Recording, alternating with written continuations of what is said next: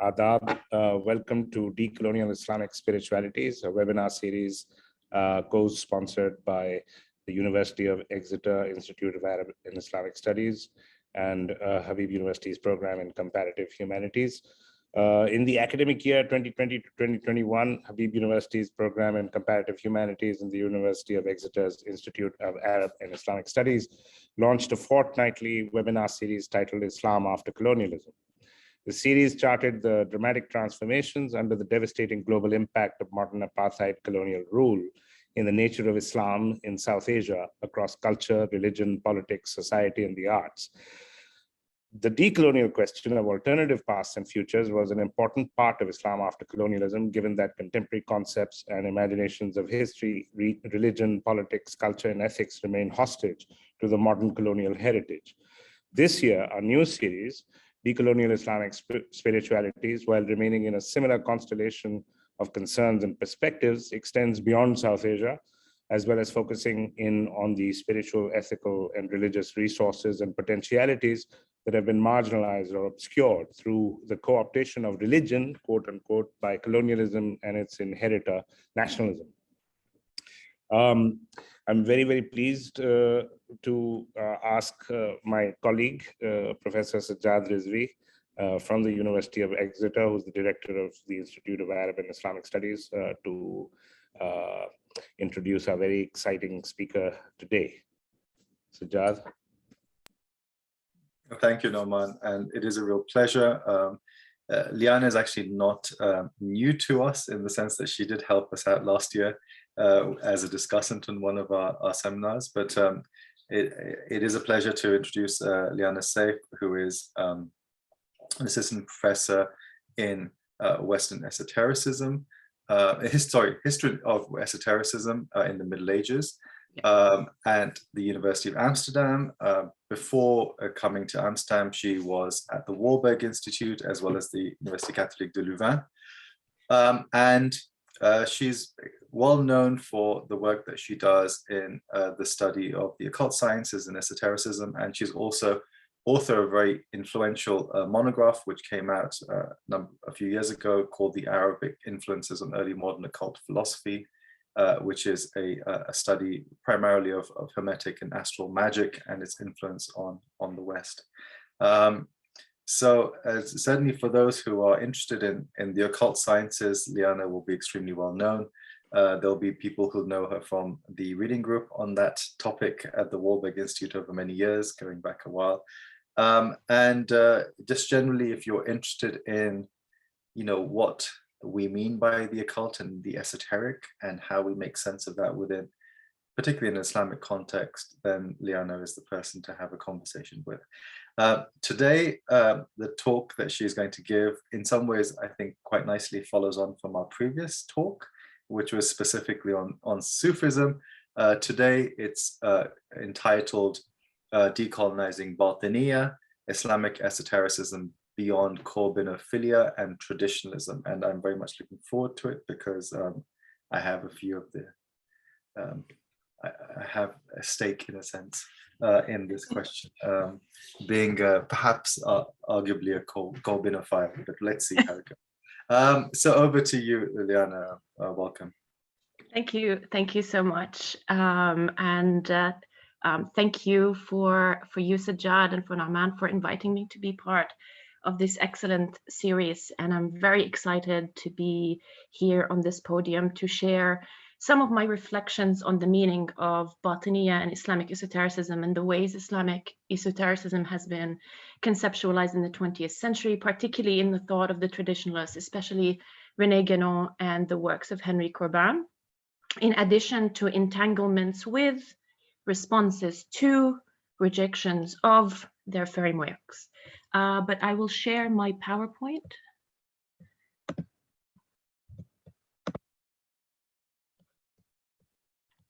Okay. Can you see it? Okay, great, thank you. So my reflections on this are based on my research on Islam and esotericism in the last 5 years approximately, which resulted in 2 publications. The first one is what is esotericism, which is an article that formed the introduction to a special issue on Islamic esotericism that I edited for Correspondences, Journal for the Study of Esotericism. And the second piece is entitled That I Did Love the Moor to Live with Him, Islam and in the Study of Western Esotericism. That is a chapter in a volume entitled New Approaches to the Study of Esotericism, published this year and edited by Aguéli, Asprim, and Julian Strube. So I wrote on the subject as a result of engaging with and interrogating the historiography and theoretical frameworks in the field of Western esotericism that has been at the forefront of the academic discussion of esotericism at large. In recent years, this field, the field of Western esotericism, has been confronted by the problems related to the cultural and regional demarcations it has adopted. This field is based on a longue durée narrative that has the tendency to underplay non-Western currents, including ones that constituted major sources for it through appropriation or reaction, such as Tantra and Sufism. In the second article, I tackle the ambiguous place given to Islam in the narrative of Western esotericism and the wider intellectual and historical complex that feeds the exclusionary tendencies. The two major components of this narrative within which Islam is usually invoked are the sanitization of Orientalist perspectives, and second, the reliance, or let's say over-reliance, on writings of Henry Corbin, the traditionalist and the perennialist, to describe mysticism in Islam as a whole.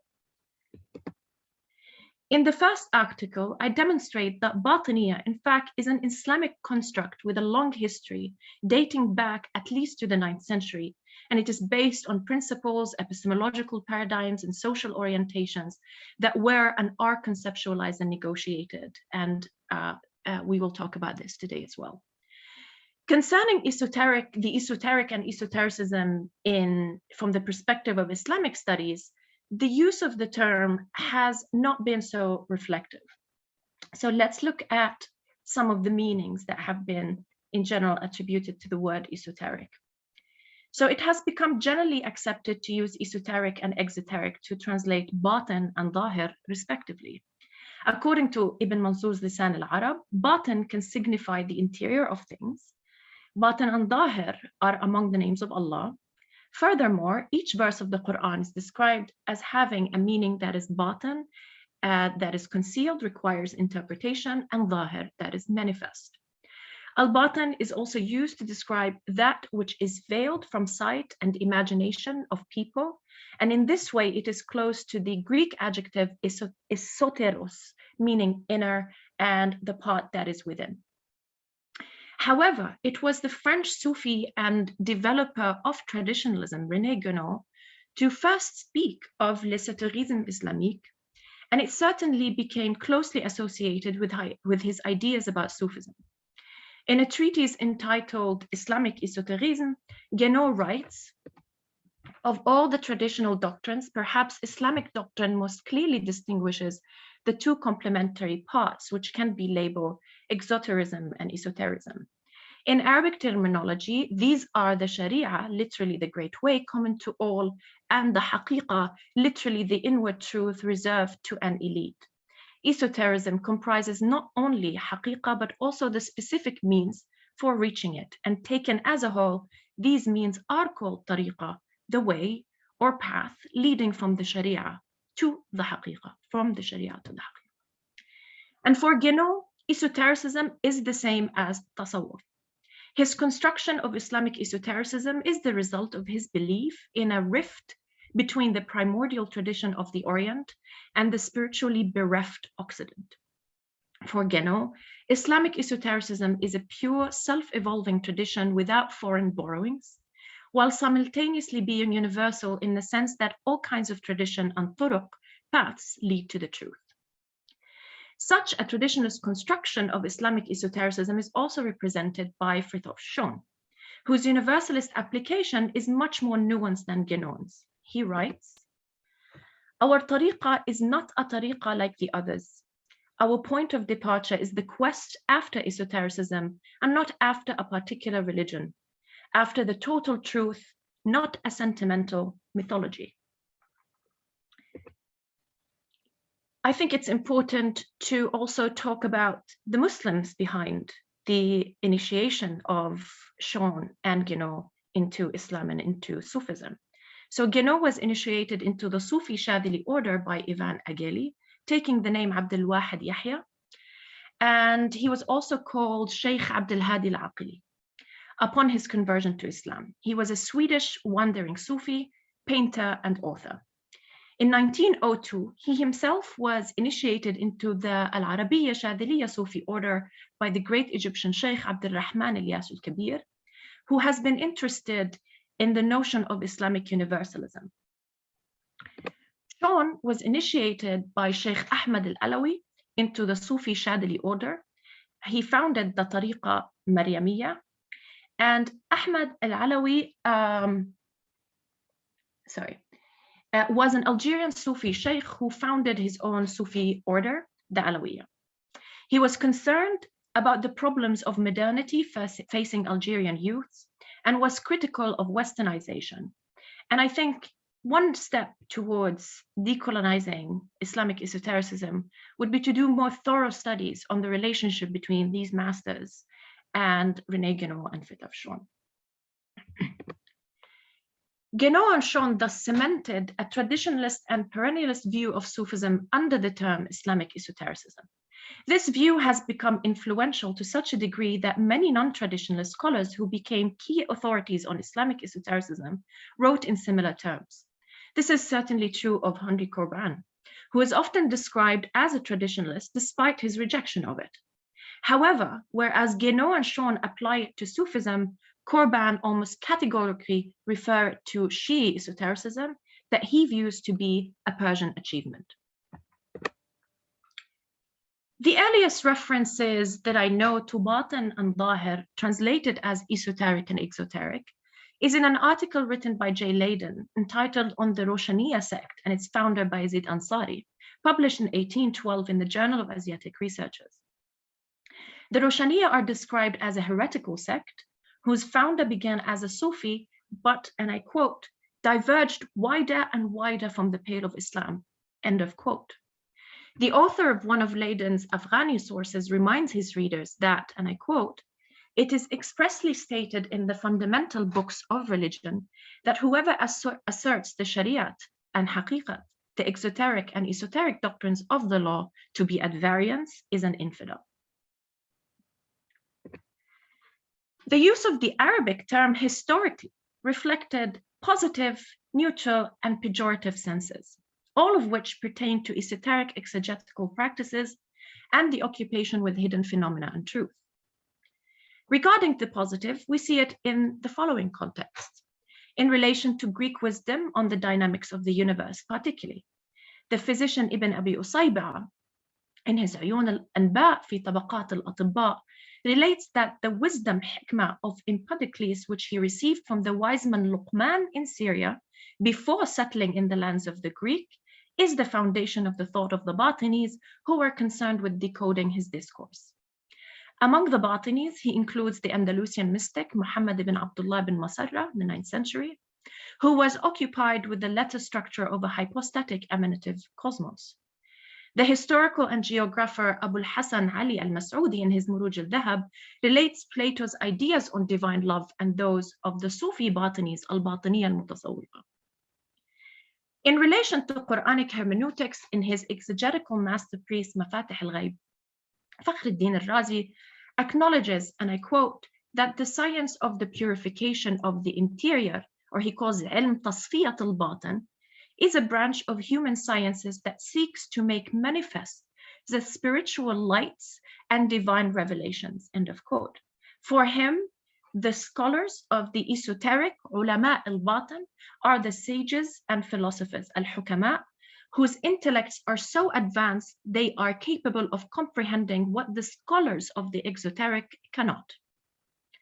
Regarding the negative use of the term, it is usually used to describe those who subordinate the exoteric, that is religious law, to esoteric interpretation, absolving themselves from practical obligations, or seeming to their criticizers to be absolving themselves from practical obligations.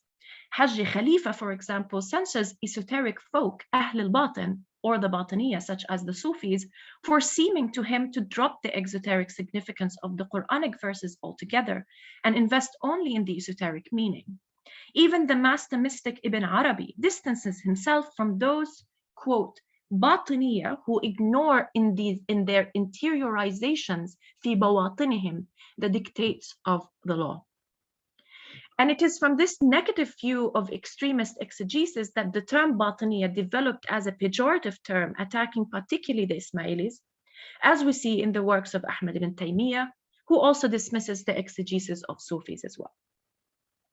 So to establish Islamic esotericism as a responsible construct for the study of historical and contemporary currents, especially after recognizing its historical reality, a self-conscious preliminary framework is needed.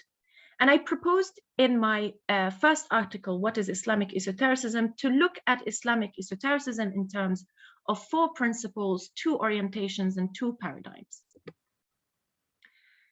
The principles of Islamic esotericism, based on a huge survey really of texts from the 8th century all to the day to our day today, looking at Sunni, Shia sources together, and looking at it as a historical construct that was homegrown, that was negotiated and contested for a long time, I came up with these 4 principles of Islamic esotericism. The first one is the exegetical principle. Islamic esotericism is pivoted on Quranic exegesis.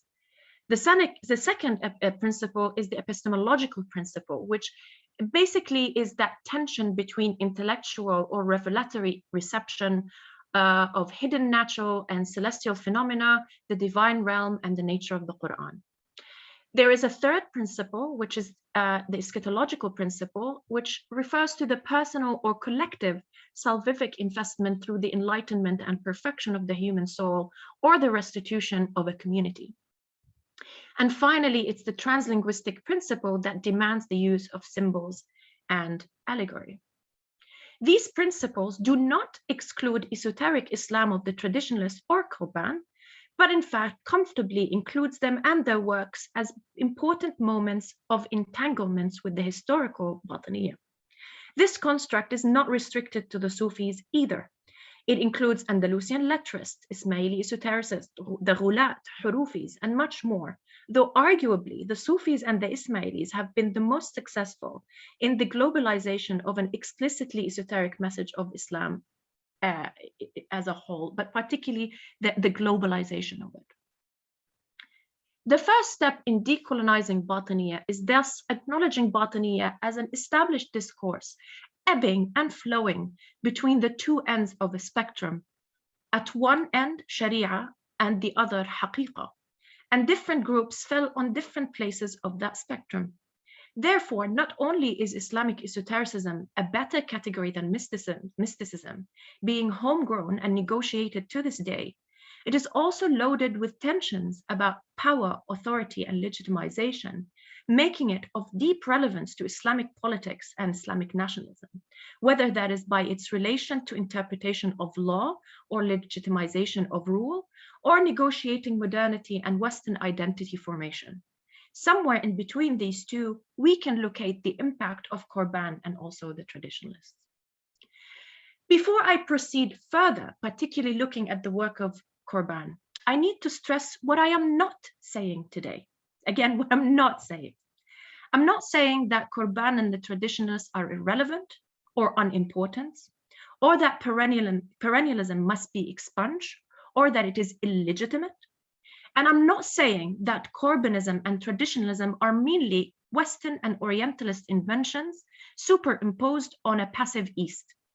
I am, in fact, much more interested in the instrumentalization of Corbinian and traditionalist ideas in negotiating modernity and the place of Islam in it by non-Western agents, especially considering that the Bāṭin is fundamental to Islamic exegesis and theology, in addition to ideas of reform from Ikhwan al-Safa in the 10th century to the 20th century reform movements.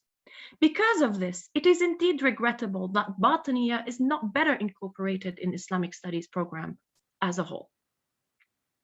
The challenge then is in finding a balance between, on the one hand, appreciating and recognizing the importance of the works of Orientalist scholars and traditionalists to the modern conceptualization of Islamic esotericism and institutionalizing the study of Islamic spirituality, and on the other hand, resituating and reclaiming Islamic esotericism from the epistemological and Orientalist biases that characterize the way Islam's Bāṭiniyya has been conceptualized, especially in the 20th century.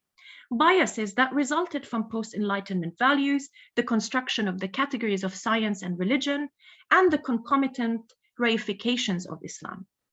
Decolonizing Islamic esotericism requires thus revisiting the canon of Muslim and non-Muslim authors that have been established in Western academia and scholarship. And this reclamation constitutes to a large degree a textual reordering originally intended for European ends. Of course, Henry Corbin and the traditionalists loom large in this context, since the Western loss of tradition to modernity was the motivation of Corbin's study of Shia esotericism and Guénon's study of Sufism. So, what are the achievements of Henry Corbin? From his arrival in Iran, Corbin had engaged in an extraordinary amount of work, an important result of which was the foundation of a series of text editions named Bibliothèque Iranienne in 1949.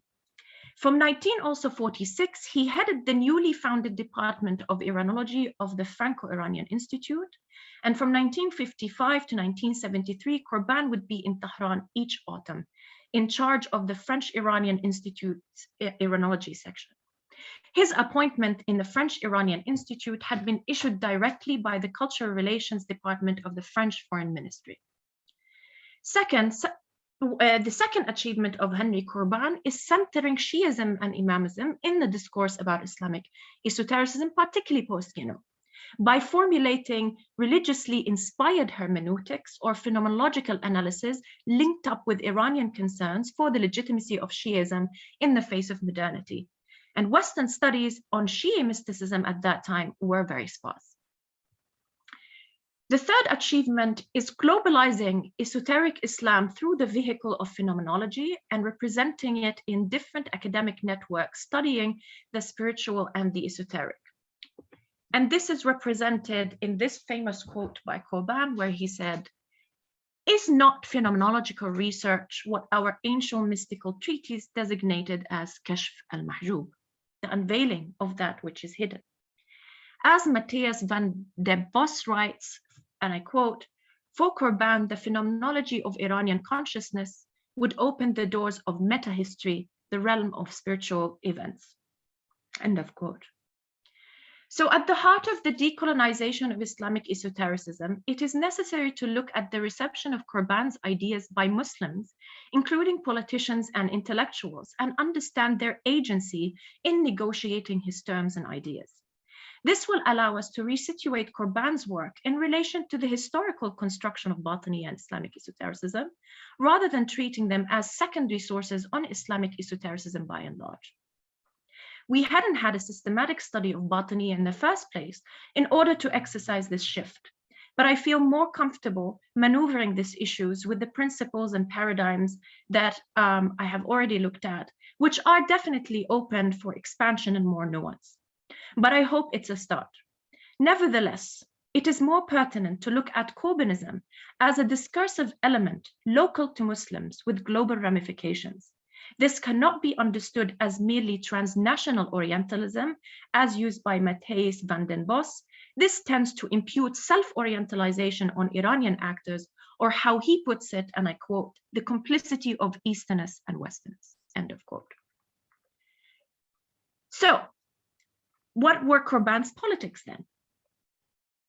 So, Corbin was sent on a state mission to Turkey in 1939. On behalf of the Bibliothèque Nationale to search for manuscripts of Sohrawardi in the libraries of Istanbul. He had planned to stay for 3 months in Istanbul, but his visit lasted until 1945 because of the war.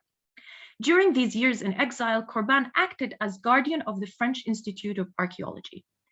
In August 1944, the Bibliothèque Nationale issued another ordre de mission for Persia this time, and on 14th of September 1945, Corbin arrived in Tehran to, and I quote, meet Sohrawardi in his homeland, end of quote.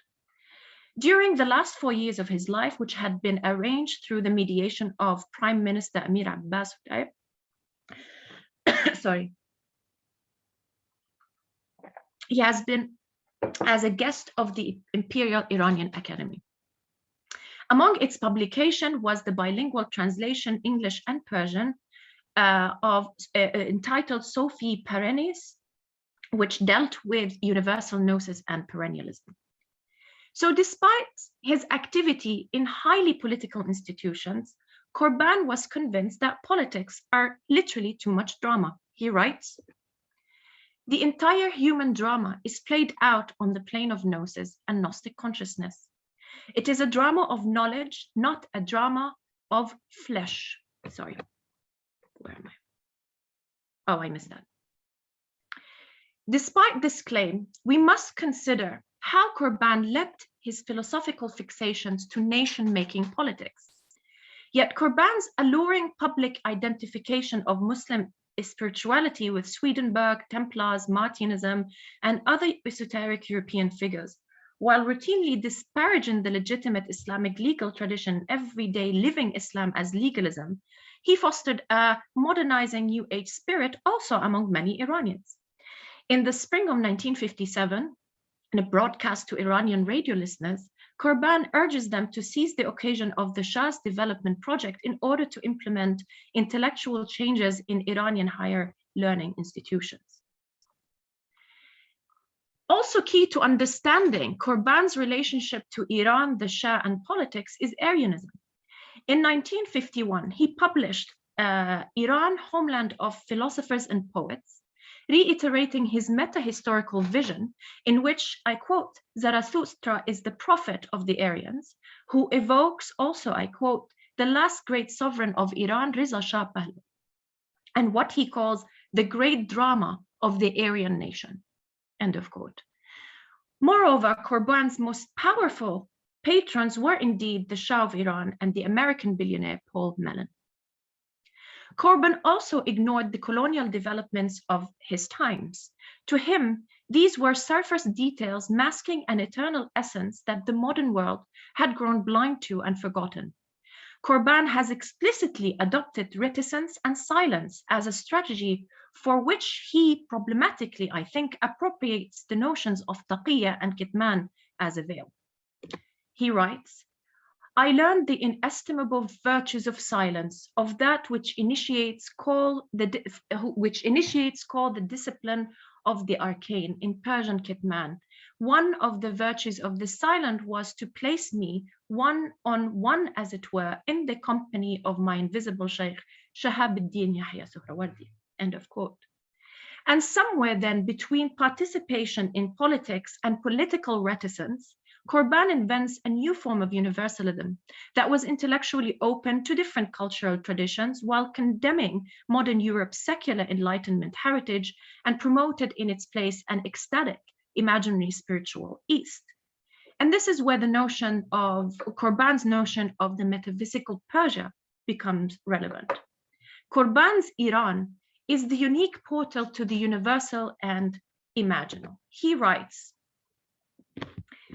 by my encounter with Sohrawardi, my spiritual destiny in my passage through this world was sealed. This Platonism of his expressed itself in terms belonging to the Zoroastrian angelology of ancient Persia, and in so doing illuminated the path I had been searching for, end of quote. He later adds, we are dealing with an Orient that one should not try to locate on our geographical maps. And he says, I believe that in the long run, the heavens above have granted me their favor and have allowed me to hold true and win that wager. That then is a brief overview of the career of the Orientalist philosopher and his decisive encounter with that Iranian land, end of quote. Meanwhile, for him, Europe is sick. Europe is sick, but fortunately not beyond repair. The disembodied Iranian Islam is how to heal the sick body of the West. So I have spoken about the historical construction of Islamic esotericism, the way Corbin envisaged it in relation to Shiism, particularly Irfan and metaphysical Persia. I turn my attention now to some non-Western agents and their handling of Corbin's positions and ideas. Because the second strategy of decolonizing Islamic esotericism is to pay attention to the negotiations of Corbinism among Corbin's associates. And today I will focus on Iranian agents, although this situation could be explored in different contexts, for example, Pakistan in the figure of Muhammad Iqbal and many others. But I will focus on two players, the estimable professor of Islamic studies Sayyid Hussein Nasr and the ideologue of the Islamic Republic Ahmad Fardid, representing different points of the esoteric spectrum, especially in terms of political activism.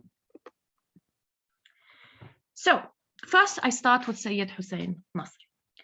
After receiving an undergraduate degree in physics at MIT, he obtained a PhD in history at Harvard. Nasr's thinking during this time was primarily influenced by Schuon and Henry Corbin. Nasr became familiar with the writing of Schuon when he undertook the job of editing them, and in September 1974, Farah Pahlavi, Empress of Iran, commissioned Sayyid Hussein Nasr, who was head of the Farah Pahlavi private bureau at that time, to establish and direct the Imperial Iranian Academy of Philosophy. And it was Nasr who introduced Corbin to Iranian religious scholars such as Allama Tabatabai. In an introduction to a translated compendium on Shiism by Allama Tabatabai, Nasr states that the works aim, and I quote, presenting Shiism to the Western world from the point of Shiism itself, end of quote. Although Nasr himself said that political Shiism stood opposed to a spiritual authentic Shiism, he did not adopt a transhistorical approach in the same intensity as Corbin, and didn't seek to whitewash Iran or Islam with such an approach and disembody it. Nasr here instrumentalizes the West for Eastern purposes, Corbin instrumentalizes the Orient for Western purposes. As Muslim esotericists before him, Nasr was interested and is interested in the interplay of revelation and intellection in attaining the truth lying at the heart of what he called traditional Islam. However, Nasr reclaims traditionalism as an inherently Islamic engagement. He writes,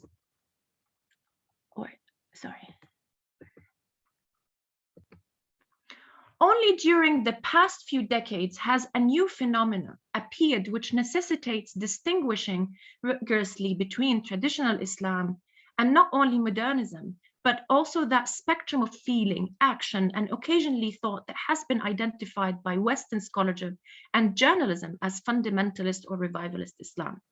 But this earlier fundamentalism was more a truncated form of traditional Islam in opposition to many aspects of the Islamic tradition and highly exoteric but still orthodox, rather than a deviation from the traditional form. He rejected thus the notion of esotericism as deviant or as heterodox, and for Corbin, it was these that were Islam's legitimizing concepts. Traditional Islam, according to Nasr, also preserves Sharia. Traditional Islam, he writes, defends the Sharia completely as the divine law, as it has been understood and interpreted over the centuries, and as it has been crystallized in the classical schools of law. Moreover, it accepts the possibility of giving fresh views on the basis of legal principles, as well as making use of other means of applying the law to newly created situations, but always according to such traditional legal principles as qiyas, ijma', and istihsan. Moreover, for traditional Islam, all morality is derived from the Quran and Hadith, and in a more concrete manner from the Sharia. To substantiate this claim, he evokes the authority of Al-Ghazali and Sheikh Baha'u'ddin Al-Amili. In a commentary that could be reflective of some aspects of Corbinism, Nasr writes the following against the Islamophilia of Western purposes. For Western purposes, he writes, moreover, the various traditional schools of Islamic theology, philosophy, and science are evaluated in the light of the Islamic worldview. They are in fact seen as keys to the understanding of aspects of the intellectual universe of Islam, rather than as stages in the growth of this or that school of Western philosophy or science, and hence seen to be of value by many scholars only because of the contribution they have made to modern Western thought, end of quote. This perspective is critical of presenting Shiism to the Western world from a purely phenomenological point of view that romanticizes it on the basis of a disembodied Islam and un-Islamic borrowings. And I think this is very important in nuancing the conversation about even perennialism and looking at the particular views even of scholars who do espouse perennial philosophy. And this is why I did say before that it's not my concern to dismiss perennialism at all. And the second person that I want to talk about, as I mentioned, was this professor and philosopher and ideologue, Ahmed Fardid. Ali Mirza Passi, in his work on transnationalism in Iranian politics, describes Fardid as envisioning himself as, and I quote,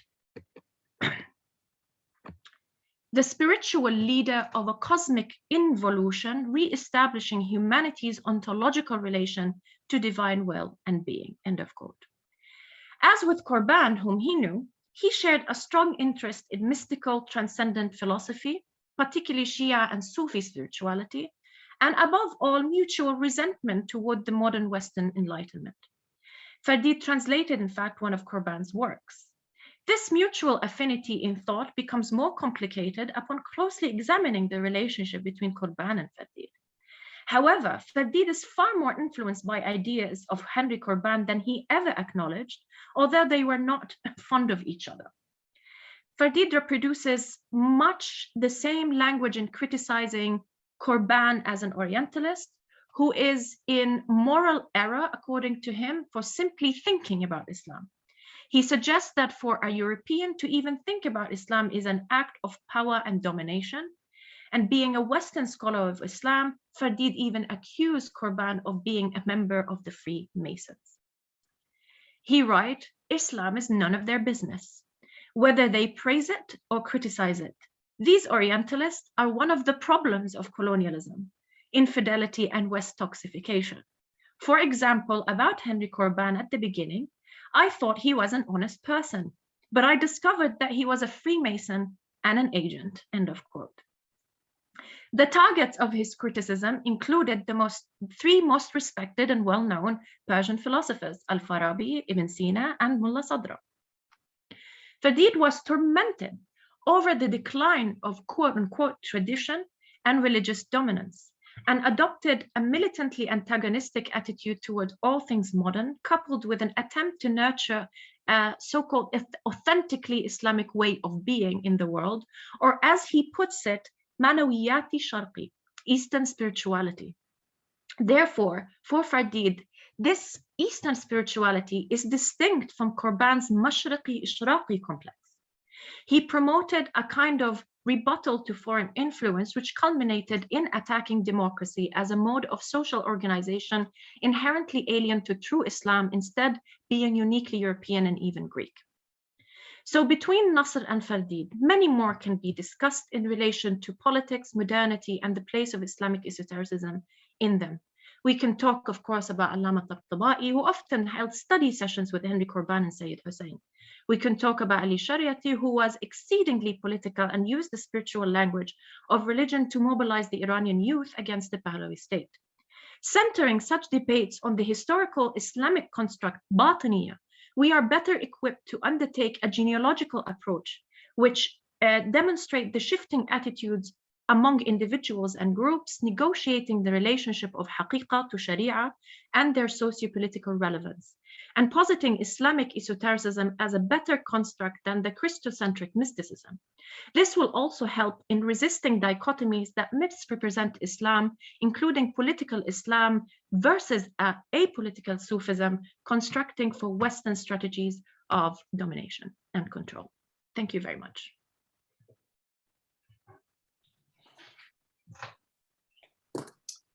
Oh, you're done? Yes. Okay. Here we go. Thank you. That was very, very thought-provoking. There are so many interesting. Since given what you said earlier, I'm going to ask you to go first. Yes. Well, thank you for that. And you know, of course, I said I was a Corbinophile, but actually not on this particular issue. In fact, I find Corbin's idea of Iranian Islam deeply problematic at so many different levels.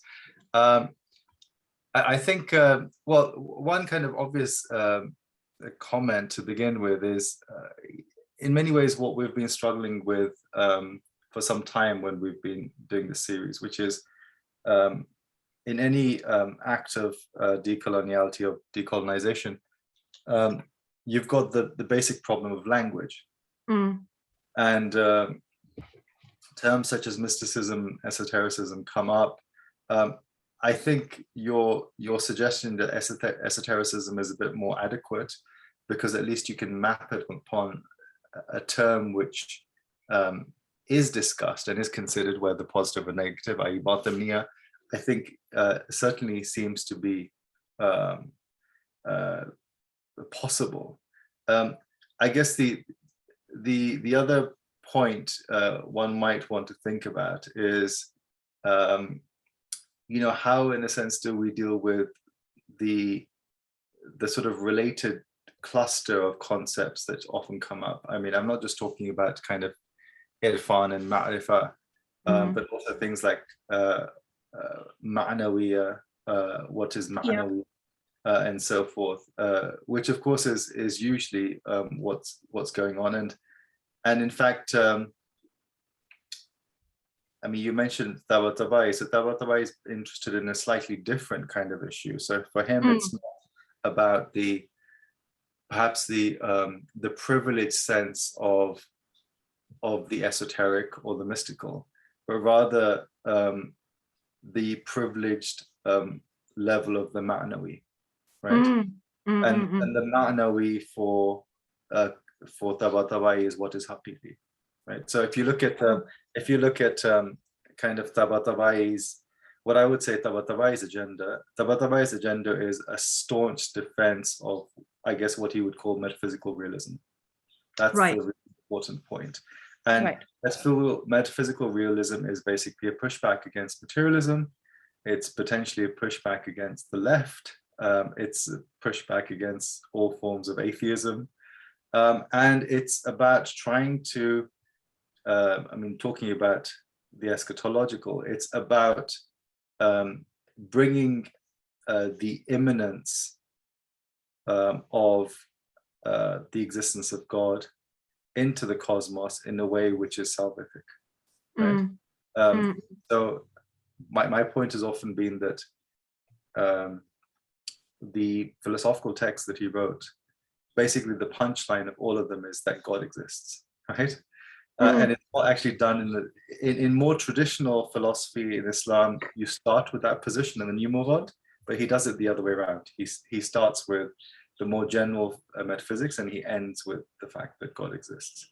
And that's precisely that's what was being contested in 50s and 60s and 70s Iran, which was of significance. Now, of course, then the interesting question is, well, how do we make sense of where the esoteric fits into that?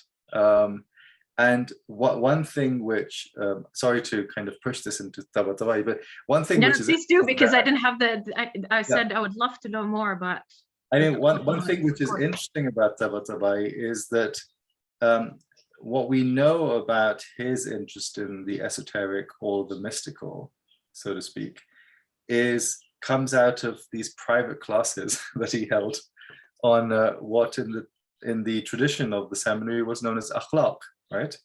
So akhlaq was the standard way in which you discuss these things. So, you know, we have some of these texts which have been published, which are based on his supposedly his teachings. And in that you get a sense of a personal spirituality, a sort of personal training, forms of ascesis, which are about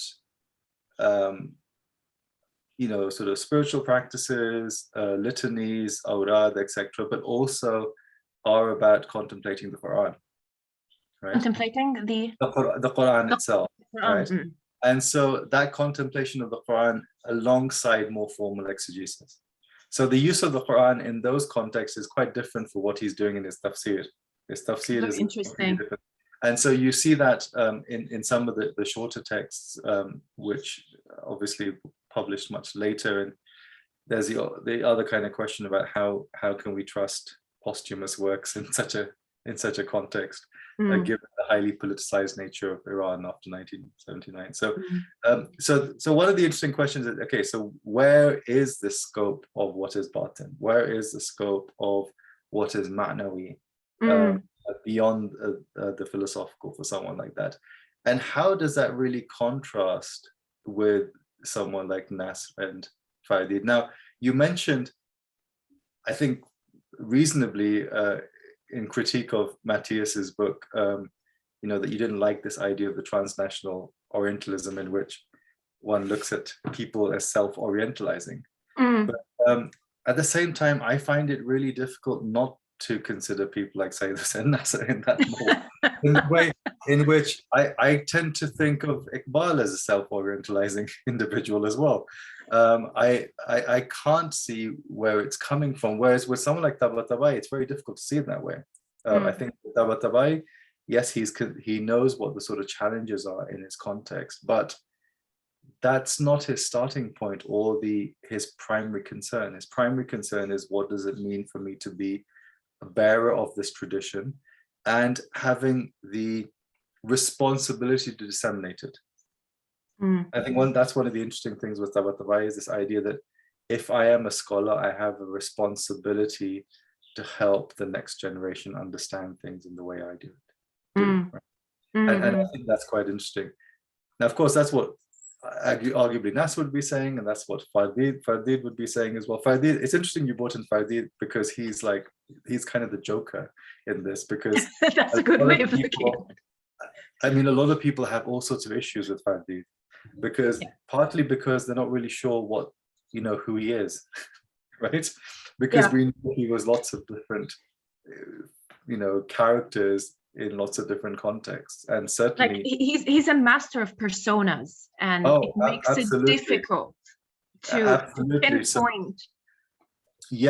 But what I think is interesting, one thing which I think you pointed out, which is interesting, and this is where the contrast lies, is that arguably Nasr is close to Corbin in this whole sense of, the esoteric is a means for revealing fundamental hierarchies and structures which are immutable, right? And at the pinnacle of which actually sits the monarch, right? So, Nasr is a monarchist through and through. We know that. In almost any context, he's a monarchist, whether it's Iran or Jordan, actually. We know he's a monarchist. Right? That's true. He's a hardcore monarchist. If you ask him about Jordan, he'll say exactly the same thing. I didn't know that. He is. If you speak to him or any of his circle about Jordan, they will consider the Hashemite monarchy as kind of expressing a metaphysical reality in the same way that the Shah in Iran did. And anyway, so but for someone like Fardid, it's the opposite. So for Fardid, it's almost like the idea of this political spirituality you get in Foucault, which expresses itself in this republicanism, but a republicanism in which you don't really care very much for the views of the general populace, right? Because you don't really respect their positions. Yeah. But at the same time, you have a hostility to monarchy, and you think that a new revolutionary possibility arises out of the metaphysics, out of the esotericism. And that's why with those, like Fardid, I think perhaps the one who's closest, although he's quite different as well, is someone like Reza Daveri, who has written on Farabi. He's written on kind of a certain conception of how you justify revolution and link it in with this kind of notion of the spiritual of the ma'nawi. So in some ways, basically, then you have like three models of Iranians who have some encounter with Corbin, right? So exactly. I think with the Nasr one, you've got a very strong sort of elements of continuity with some tweaking. With Fardid, I think he's also, the other thing I would say is maybe he's a magpie. So he's taking a bit from here and there. The one thing which I was surprised you didn't mention was Heidegger, because the key link between Corbin and Fardid is Heidegger as well. There's much to say about this, more than 30 minutes. Exactly. It just complicates the situation. That's one thing. But then, of course, as I said, after the revolution, Fardid, I think, presented himself in a very different way. And clearly a fascinating character, because all of the accounts which have come out about him show that he was a highly charismatic and very cranky person, right? But he had a huge influence beyond the fact that he barely wrote anything. So that's what's really interesting. And he actually owed his job at Tehran University to Nasr. I did not know that. Yeah, I didn't know that. Nasr was the one who appointed him as a professor of philosophy when Nasr was the dean of the faculty. And then I said, yeah, you've got this completely other vision with someone like what Tabatabai, in which you've got philosophy has this important role to play in dealing with the intellectual challenges of the world and establishing metaphysical realism. The esoteric is primarily about the individual, right? In a certain context.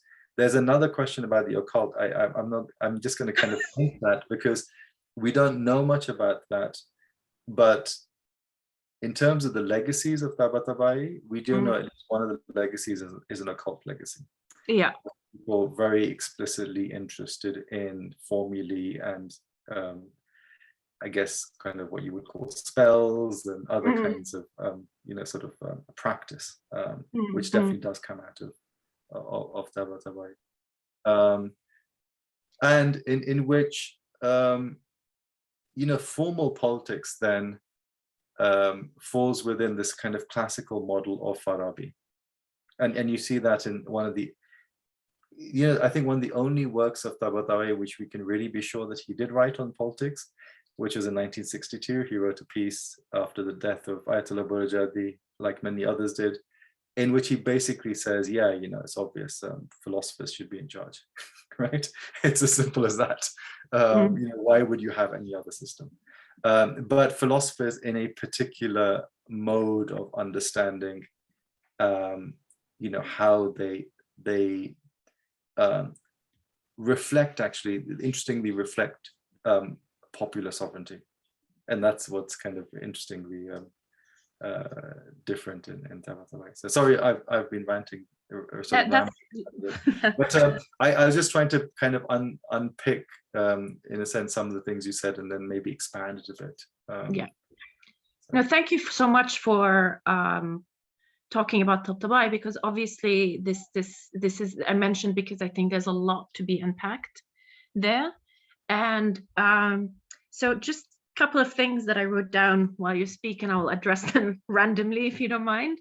So I think what you say about terminology and translatability is extremely important. And indeed, the term ma'nawi, I think, carries a lot of things that can be introduced to this notion of Islamic esotericism, and even what happens when ma'nawi is used instead of batin, or instead of ruhani, or instead of mysticism. I never think it's random. I think it's a privileging of a hermeneutic and semiological mode of engagement, and it gives that the priority rather than a causal mode of engaging with nature, the celestial, the divine. So I think there's, and it contrasts ma'nawi, and allow me here to revert to the Arabic, will contrast with mustalah, right? With the term, which becomes the exoteric shell within which the ma'na is found.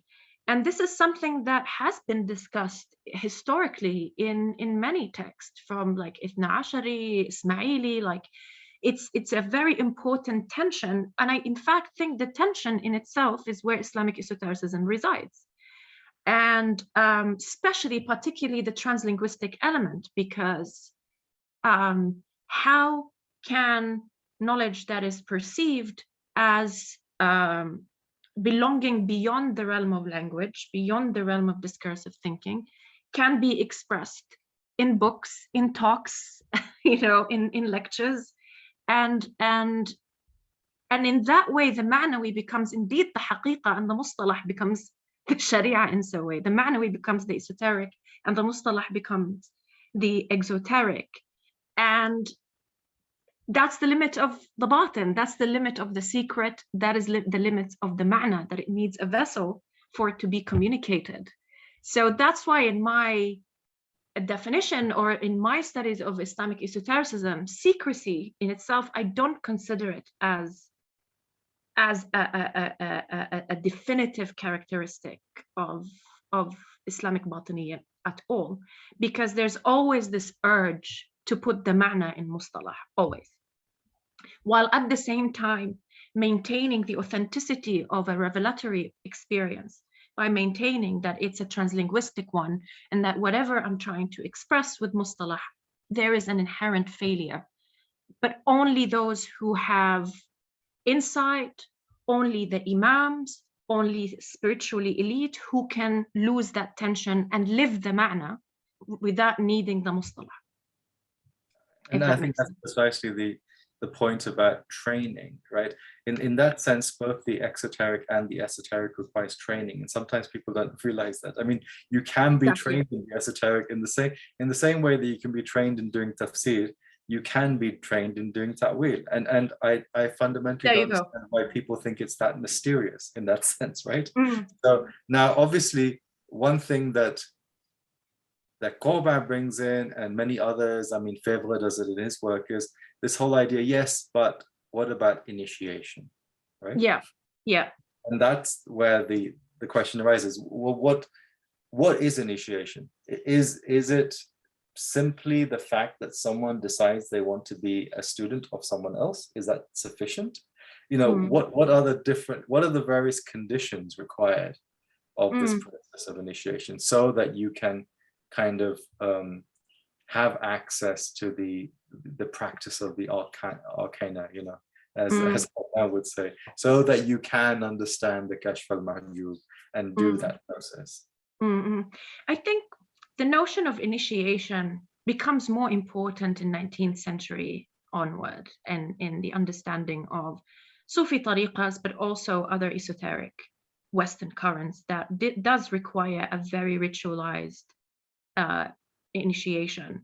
Because I tend to steer away from reducing Islamic esotericism to one thing, one group, whether it was just the Sufis or just the Ismailis, etc., it makes initiation as a condition a problem, because we don't have, like with the letterist, for example, with Ikhwan al-Safa, with other groups that I would consider esoteric, this notion of initiation in this formalized, ritualized way is not there. And so I also hesitated from putting that as one of the criteria for understanding Islamic esotericism.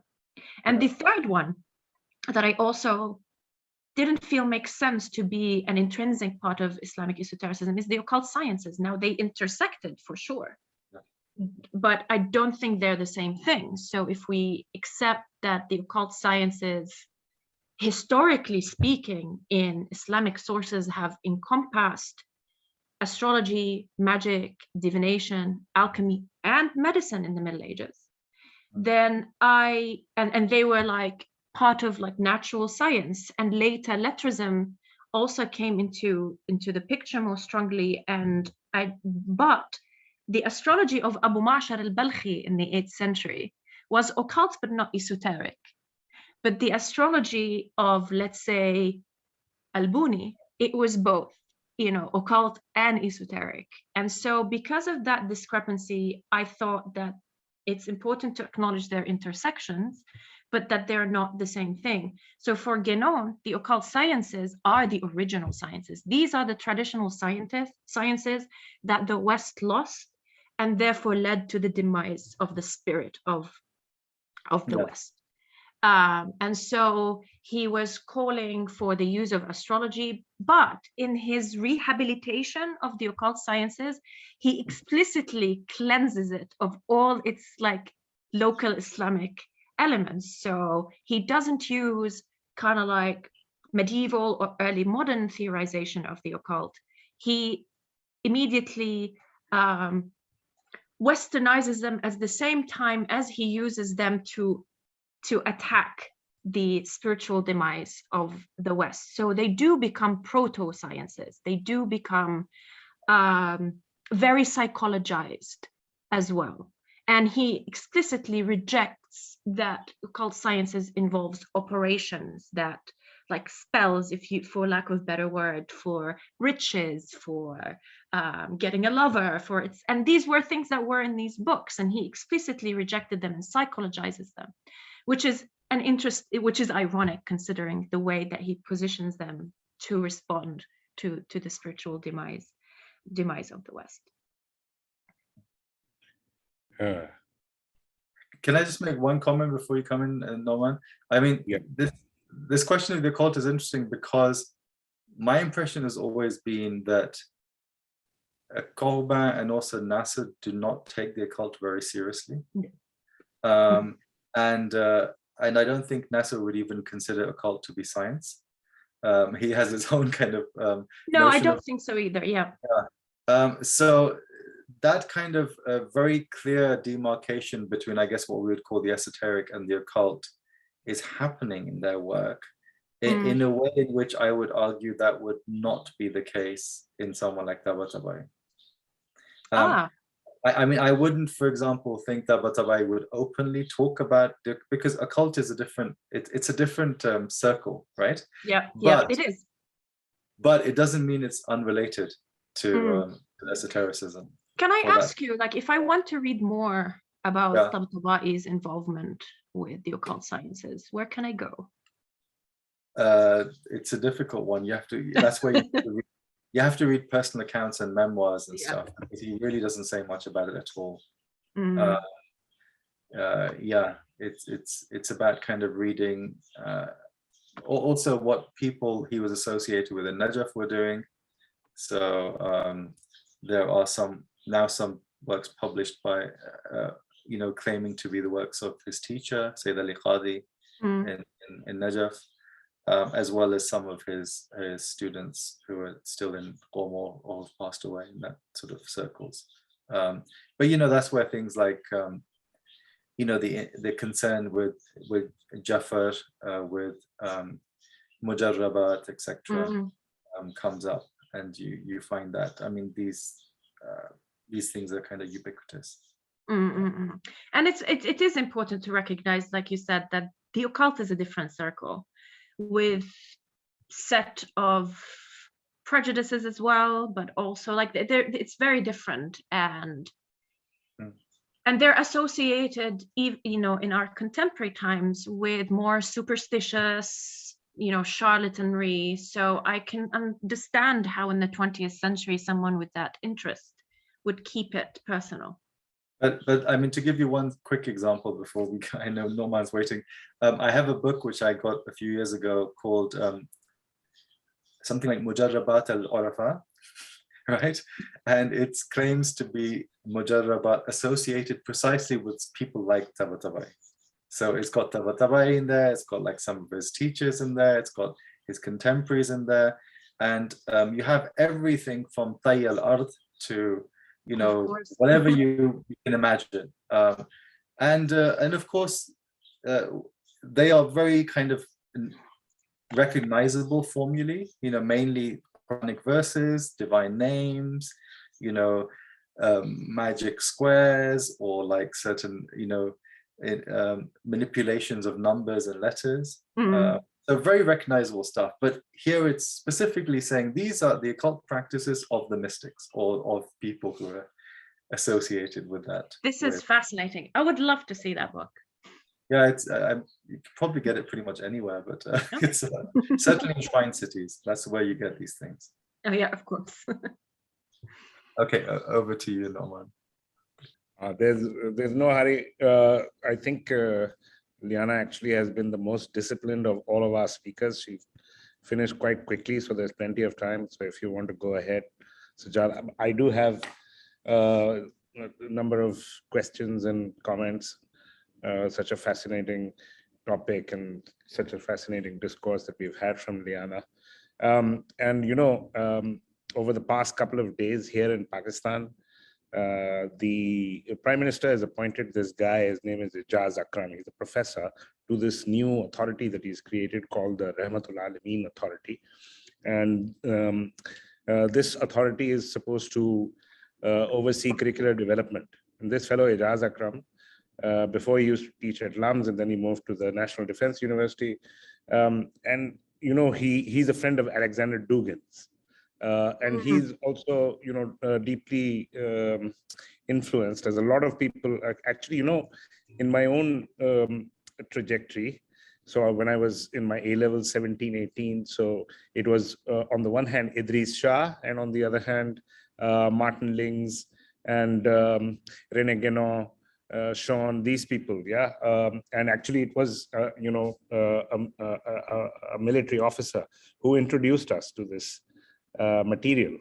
Now, the interesting thing is that, already what I'm saying indicates that, the politics of this is quite reactionary. But what I find amazing about it is that, after all, if these people are so worked up about modernity, I am too. Yeah, I think it's a catastrophe. Yeah, but if they're so worked up about modernity, the main agent of modernity is the state. And it's the nation state, yeah, and they're totally invested in the state. There's no, whether it's a monarch, even Saudi Arabia, yeah, will have to claim that the legitimacy of the state rests in popular sovereignty. Somehow, the state sort of emanates from even the Saudi state. Even when you have a military government in power in Pakistan, it is expressive of popular sovereignty. The Constitution of Pakistan, or the Objectives Resolution to begin with, has this stuff about sovereignty belongs to God, but God, literally, this is what it says, has delegated his sovereignty to the people of Pakistan. We don't know who he informed that he had delegated this sovereignty to the people of Pakistan, but he did. And then, of course, then whoever takes control of the state then expresses the sovereignty of the people. It's a kind of a vicious circle. So my first question is, not just to you, to people who are listening and anybody right out there, how can you think that the state is going to get you out of this mess when the state is in fact what is constantly producing this mess? Yeah, and is the main agency behind modernization. What else is nationalism about, the modern nation state about? And of course that it's closely tied. So to my mind, in terms of the ontology of this, the metaphysics of this politics, to my mind, it's this: the nation state is totally collapses the transcendental and the immanent. Yeah, the distinction vanishes. It's a Hegelian, totally Christian kind of development. So I don't know how it is that they get to confuse modern Christian, yeah, post-Protestant development. So on the one hand, that's my thing. Yeah, is the how. So it also speaks to me of the fact that modernization or modernity, in fact, is so dramatic and catastrophic, and is so far-reaching in terms of the number of areas of social life, cultural life, cognitive life everything has been colonized, that people are unable to see, not surprisingly, I mean, we are helpless in this regard. I really believe that we just don't have the cognitive abilities to process what has happened over the past couple of 100 years. So to my mind, the fact that they can't see this Aryanism, which is utterly rampant. There's this guy, Dr. Israr Ahmad, who's very, very influential alim in Pakistan and beyond Pakistan. Hamza Yusuf, I think, also had something to do with it. But this guy also, authoritatively, he said there are two peoples in the world. They are the Semites and the Aryans. So this Aryanization also is utterly rampant in South Asia. This Aryanism of Sufism and Esotericism, and of course, as you said, you're absolutely right. It comes from these traditionalists, etc. Yeah. To my mind, you guys know a lot more about this, but to my mind, the radical potential of this to get back to the politics, to my mind, it's precisely because modernization or modernity is all about immanence and immanentism, that we need this ontology in order to be able to detach ourselves from this order.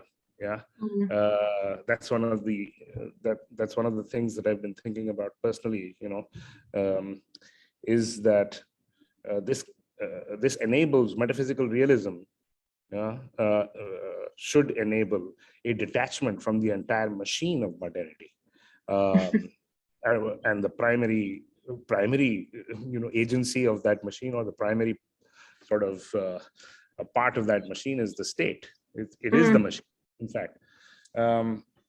So those are some thoughts. The other, in terms of the phenomenological tradition, there is this remarkable quote that I came across from Husserl, from The Crisis of the European Sciences, and which was written, of course, in his encounter with Heidegger. It's actually a kind of a response to Heidegger. He says something remarkable. Yeah, he says about the epoche, because both in Heidegger and before him in Husserl, it's not clear how it is that you can. To begin with Husserl, what it is that you can do in order to perform this fundamental operation, which is the epoche. All phenomenology depends on performing the epoche. So how is it that you perform the epoche, and what is the epoche? Because of course there are no spiritual exercises, etc. In phenomenology. But he says perhaps it will come to light that the total phenomenological attitude and the corresponding epoche is called upon to effect, by virtue of its essence, a complete personal transformation, Wandlung, he says, which might be compared to a religious conversion, but which even beyond this bears within itself the significance of the greatest existential conversion that is given to humanity as its task. Yeah, this is the kind of apocalyptic and eschatological possibility that I would see as having this, as having a radical and decolonial politics. Yeah. So those are some thoughts. Thank you for sharing these thoughts. I mean, I've reached a place in my research which might change, but that there wouldn't be esotericism without claims of authority of one way or the other. And so that's on a more, like, let's say, wide historical context. But I also, like, it's very difficult, the question that you're asking, like, how can we negotiate our presence in nation states and also have these eschatological concerns, whether on a personal or a communal level? Because I know I'm stating the obvious, but the state and authorities in general, they were constantly seek to establish and re-establish some sort of orthodoxies, right? And in our case, in the case of the nation state, these orthodoxies are based on modern ideologies. So they're on terms other than those of the colonized. It's the terms of the colonizer. So how can you function within these structures and maintain a kind of esotericism? Like, how can I put it? A better way of looking at it is that perhaps the discourse about the ascendance of the soul, the restitution of communities, also include in it a kind of fundamental transformation of political structures, and that this is part of it. And this is the more, I think, Sharia part. This is where the exoteric and the law comes in, and the reactions to that take place. So it's a dilemma. It's a very strong dilemma. But perhaps that's the restitution of the community, is a more involved imagining of alternative, perhaps even inspired by esoteric tenets, who knows? But I definitely do not have the answer for your question. But in terms of esotericism, it's like al-Bāṭin, al-Bāṭiniyya, although it refers to the al-Bāṭin al-Zāhir as the name of God, but also the interpretations of the Quran and the relationship between the imams and people. I also think that it needs authority. It needs someone to take hold of esotericism and claim orthodoxy for an esoteric reaction. So it seems to be the story that you have esotericists and you have these questions, from Ikhwan al-Safa to, as I said, to more contemporary thoughts about that question. On the question of authority, so there are many different forms of authority. Yeah. So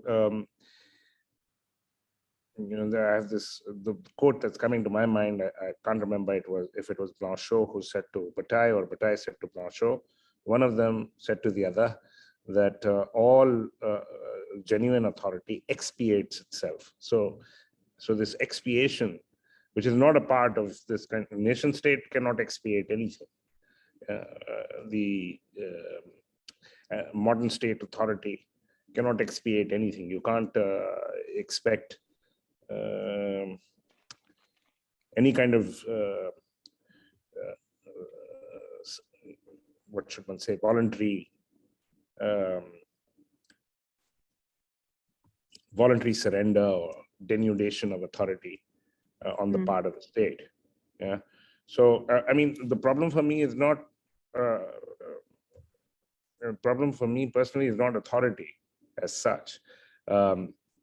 It's the particular form that authority takes, which is not really authority. It's in fact authoritarianism. I don't think we can conflate authority and authoritarianism because there are many different forms of authority, and without a concept of legitimate authority. This is something that a point that Gadamer makes, in which he talks about the Enlightenment's prejudice against prejudice, but then also talking about authority. He says, well, the idea of legitimate authority, without that, there's no concept of authority to begin with.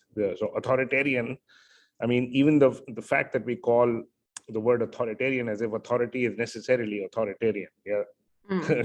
There's no such necessity, I don't think. True. Yeah. In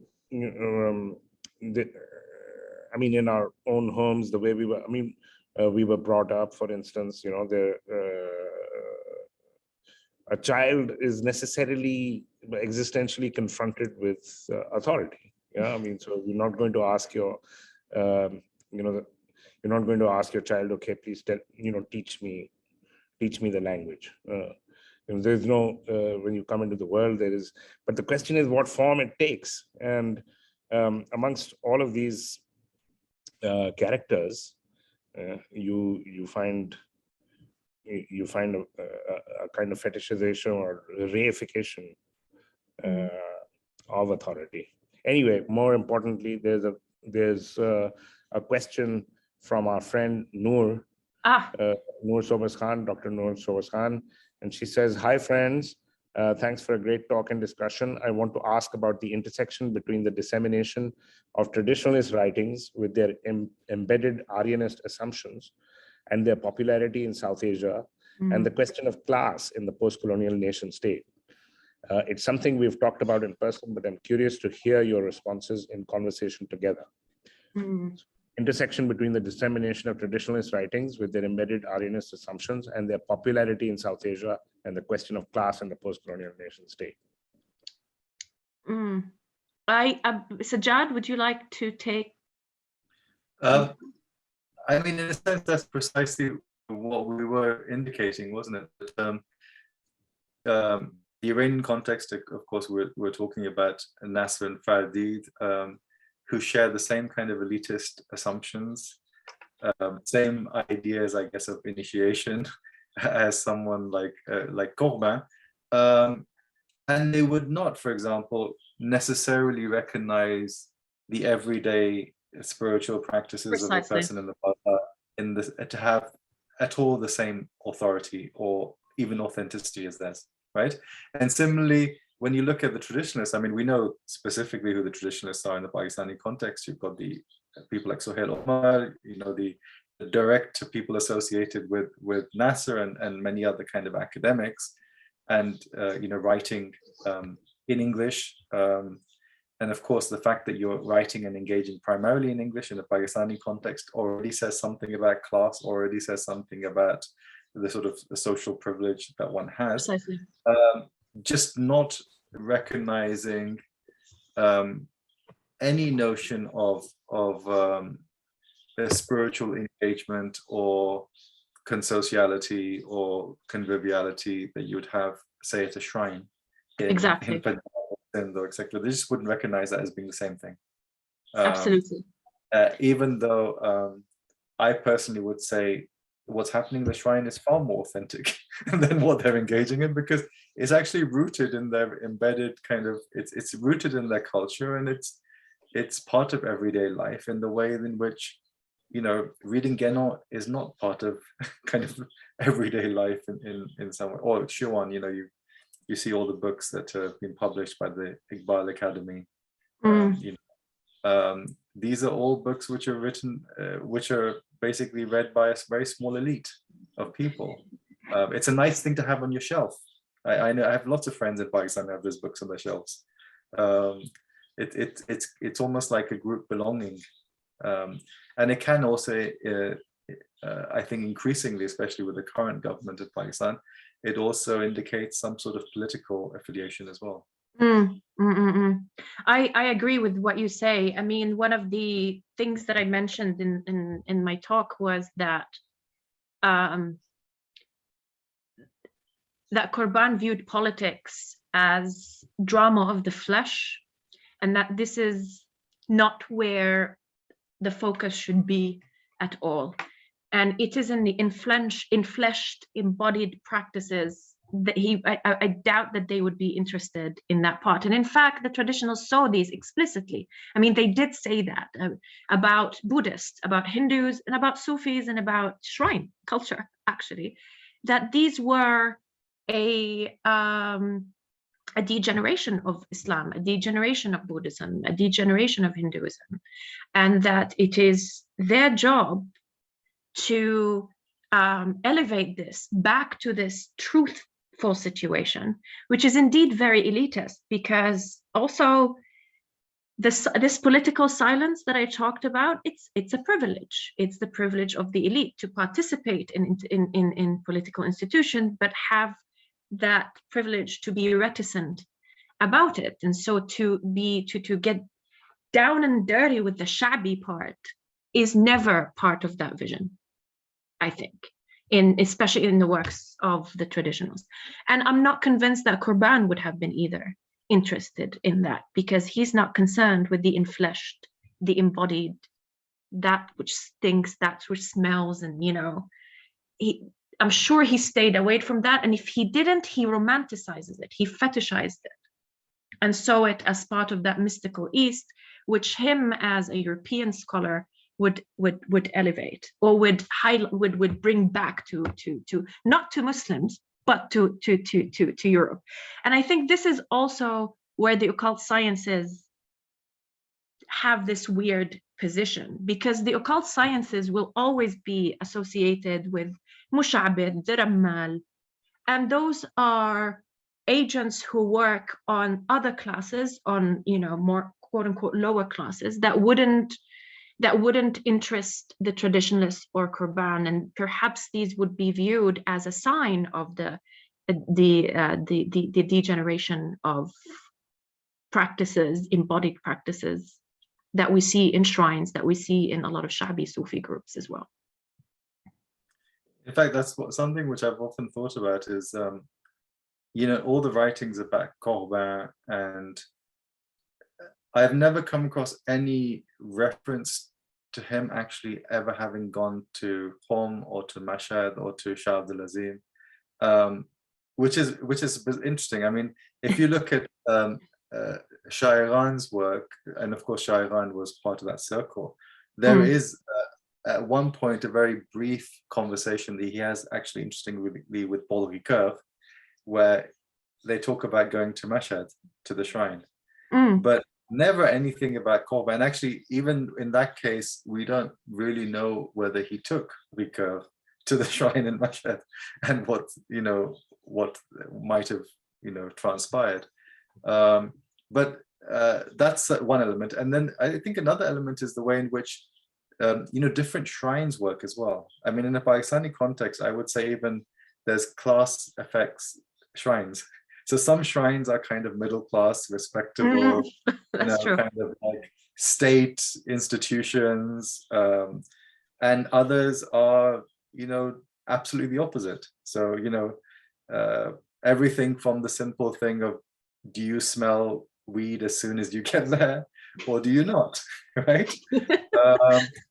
Are things, how are things presented? You know, what sort of guidance are you given, you know, in the vicinity and so forth? And this of course happens in many other shrines across the Muslim world as well. There are shrines which are kind of official and state sponsored and very sanitized, and ones which are not. Mosques too. Absolutely, yeah, absolutely, yeah. By the way, these guys who publish all this traditionalist stuff here in Pakistan, the Sohail Academy, they don't publish any Corbin. Not a single book by Corbin. But then I assume that's an English thing, isn't it? Because I don't think there's not very much Corbin which is in translation, is there? There's quite a bit. No, there's lots. Actually, no, I'm wrong. Yeah, no. Keeping on Islam Iranian out of the thing, yes, of course, you're right. There are, but there might be different kinds of permissions. Yeah, but that's true. Actually, they haven't done like his major works on Avicenna or Ibn Arabi or any of that stuff. You're right. Exactly. I think that's, or even the books on comparative philosophy, which do exist in English. Yeah. Can we just like go back to Noor's question about the popularity in South Asia? I mean, Nauman mentioned about this kind of like inadvertent or advertent, I don't know, Aryan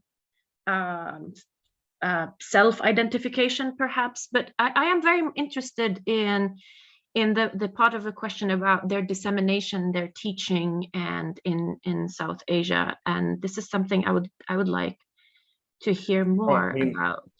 As Sajjad is also saying, you know, it's very elitist. It's very, very. I mean, the people who read this material, you know, often military officers, etc., and you know, small groups of people. I mean, they can also be. They can often be more liberal. So they, you know, they wouldn't be so hard on the minorities, or except for perhaps the Ahmadis. Yeah, apart from, but in terms of the other religions, they're obviously a lot more open to that. Unlike, say, you know, followers of Maududi, for example. Yeah. So they, once again, it's you know, so they've got something going for them in that regard. But generally they're extremely elitist and authoritarian and reactionary and all of that. Yeah. Yeah, I mean, it's a completely different kind of culture that emerges from the shrines. Not that they're all shrines are useful. By the way, are there any shrines where you would smell weed if you went to a shrine. Obviously, that's not the case in either Mashhad or Qom, but are there others? Unlike in Pakistan. Yeah. There are. Okay. But it's I mean, one thing I definitely remember from a visit a number of years ago is that it was very easy to get these Sohail Academy books in Islamabad, much more than it was in Karachi or Lahore.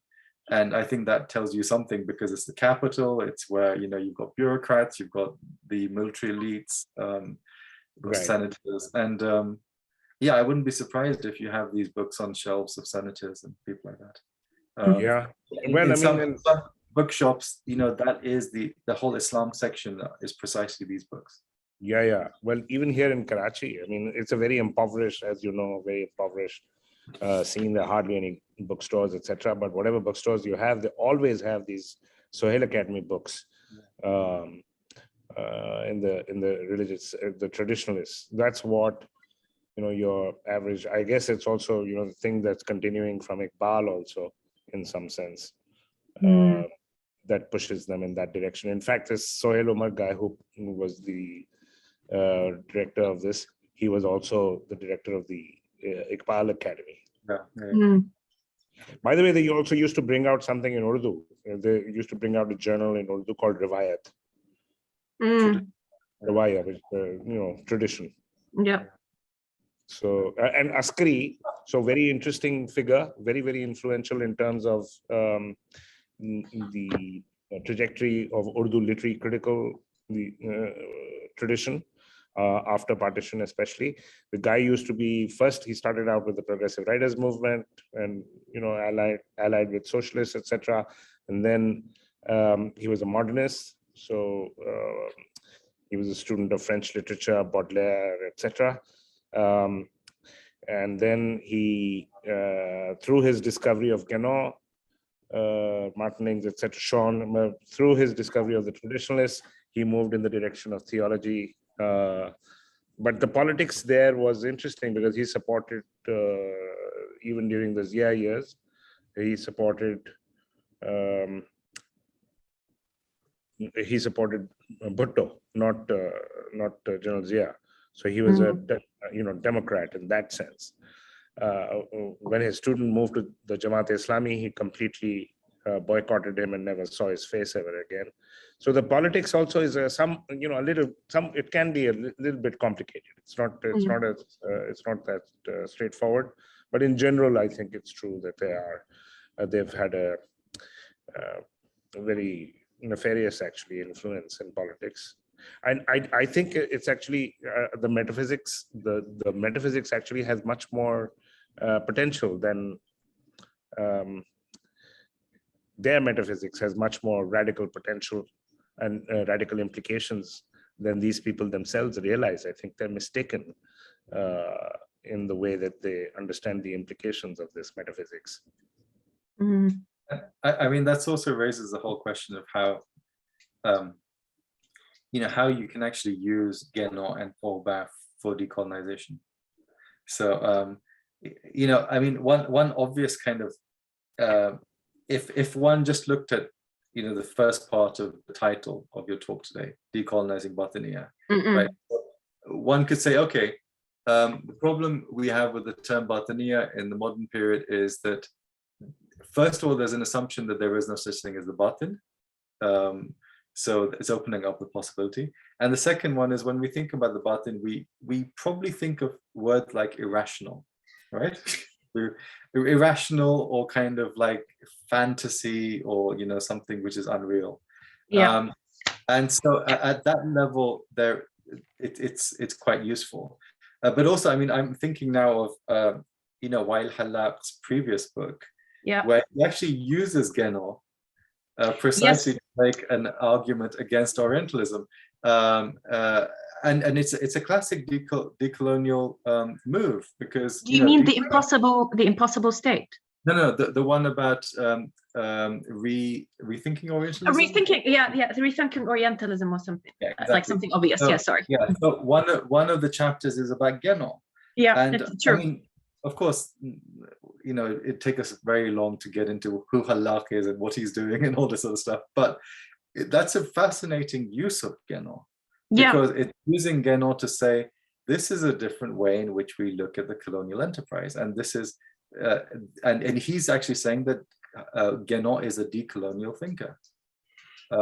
So I think that's really interesting. I do think it's interesting, and I'm not necessarily convinced. Yeah, and the reason why I'm not convinced, because not because of the idea of itself, of using the ideas of Guénon and whatever to reclaim, but more because I think in that book I was struck by the kind of rehashing of what I consider, with all respect, a naive binary of like a good Orientalism and a bad Orientalism. And there's a lot of that I felt that was underlying the argument. But you know, how to use Guénon and Corbin in a decolonial project, I think, as I said, it wasn't, I don't think they should be cancelled at all. They're extremely relevant, and they're extremely relevant to Islamic esotericism as we understand that today. It has become part of the trajectory of the development of Islamic esotericism. I think it's a good place to start by re-emphasizing I think one way of doing it is to research, I think, more their relationship with the Sufi masters who initiated them. This has not, in my, you know, as far as I know, this has not been done. It would be interesting to look, especially since both sheikhs had interest in the question of modernity and what it's doing to the youths. And so we need to have that conversation be a bit clearer. Like what was that relationship like? I think that it's a good point. The second thing would be to understand them as important moments of entanglement with that historical construct, thus becoming part of that trajectory. And seen in that way, I don't think we need to like not include them in the story in the same way that we wouldn't exclude, you know, converts. We wouldn't exclude Western Sufism as part of the conversation. It's just, I feel like it needs to be set within the historical construction of al-Batin and interrogated in that way, but not to dismiss and not to include in the conversation, but put it in its right context. I've always said, use them more as primary text about that moment of entanglement rather than a secondary text about Islam as a whole. Yeah, I think that's fair, and certainly the fact that, you know, we're talking about two figures who are really major in terms of modern Islamic. Exactly. I mean, you know, so obviously their impact on these two European figures is a minor element of their wider impact. And you could even say the same thing about, you know, the circles who, in the generation of, say, Nasr's father, but also, you know, the people he claims as his own teachers, you know, including Allama Tabatabai. I mean, you've got the Kazim Assad, you've got Mahdi Qomshahi, you've got a number of other figures who were very prominent in Iran in the 50s and 60s. You know, traditionally trained, seminary trained, involved in spirituality of different sorts, involved in philosophy, etc. And interestingly, in recent years, a lot of their works are being published in Iran. And some of these works are interesting because they are, you know, some of the first major steps in engagement with European thought.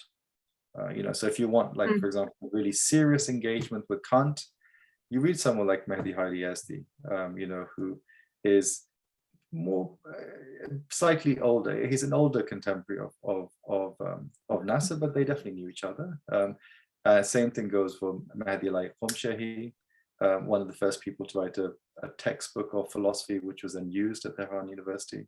You know, so these are major figures, and Mahdi Qomshahi was also remains the most popular, one of the most popular translators of the Quran into Persian.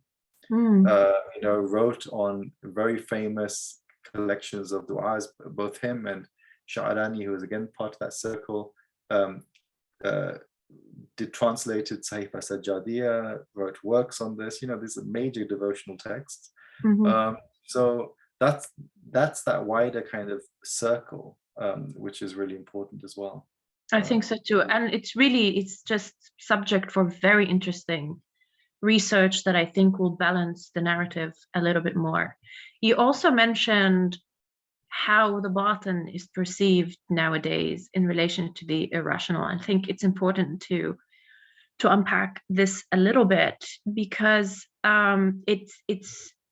it's irrational because when you subject it to a sort of post-enlightenment values and construct of science and religion, then that would be the case. The esotericism and the occult sciences are, according to that scheme, irrational and superstitious and not worthy of scholarship. However, I also, the same way that I argue that al-Bāṭiniyya and esotericism is a construct with a long history dating back a long time ago, I think it should not be necessarily only assessed to science and religion of the 19th and 20th century, but to the other two constructs that also had long history, which is deen and ilm.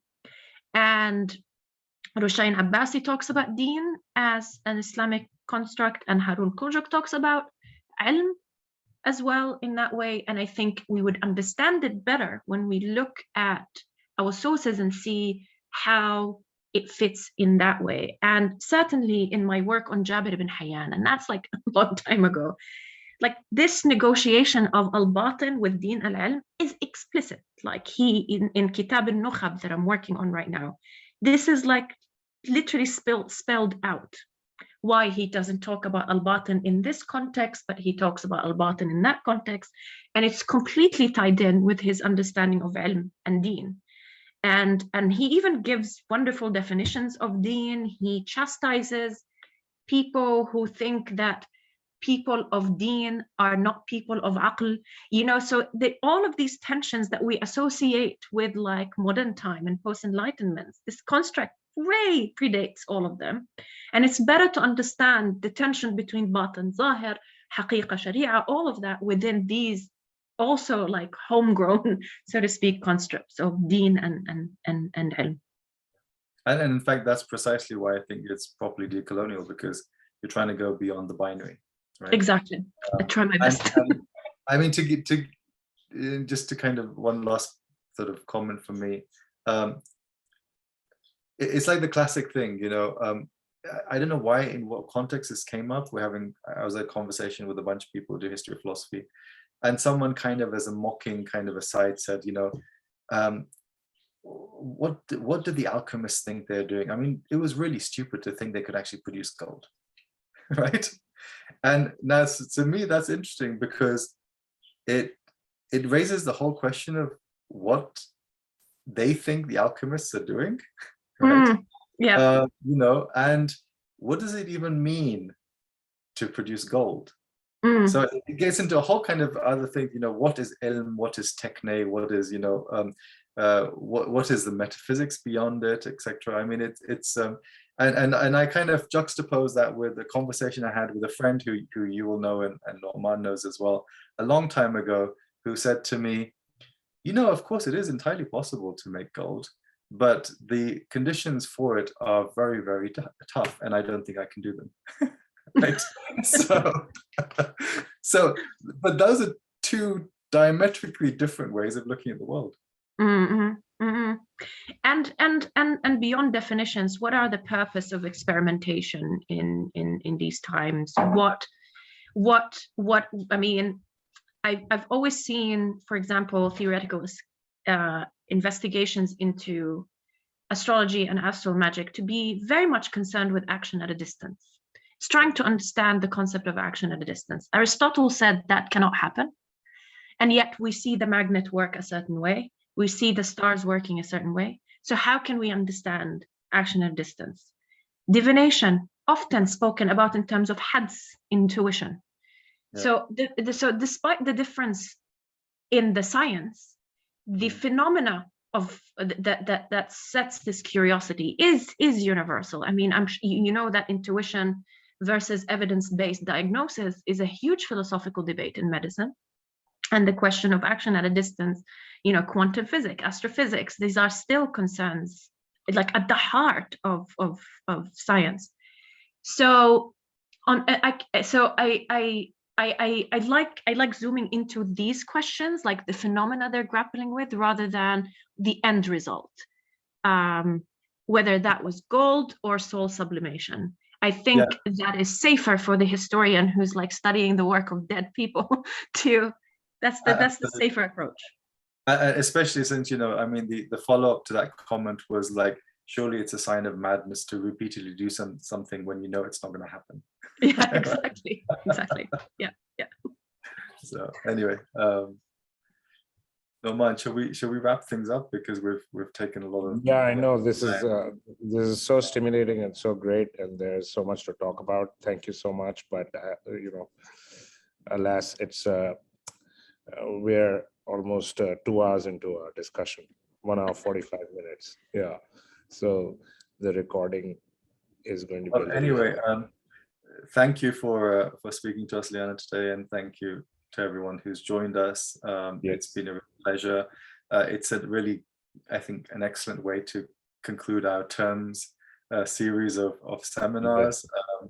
And we will, of course, be back in the new year on, I think, the 7th of January it is, with my colleague from Exeter, Raha Rafi. We'll be talking about non-normative bodies within the context of Islamic law and how we look at law and spirituality. So hopefully everyone will join us then. And we will, of course, at some point in the near future, put out the program for next term as well, so that people know what's going to be happening. But we will, just to say at this stage, there will continue to be a fortnightly seminar like this on Facebook going forward.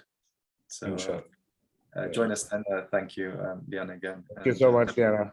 Well, thank you so much for having me. This has been great. It's great to see you. Good to see you. And thank you for everyone who tuned in. Thank you. Okay. Khuda Hafiz. Bye-bye. Khuda Hafiz. Assalamu alaikum.